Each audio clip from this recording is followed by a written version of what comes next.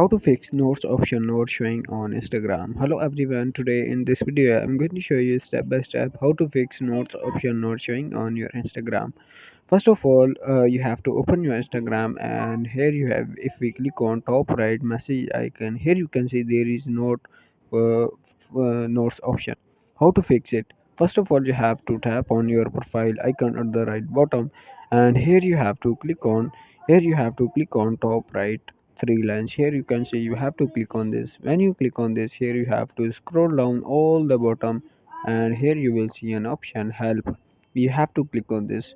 When you click on this option, here you can see, now here you have to click on report a problem at the top.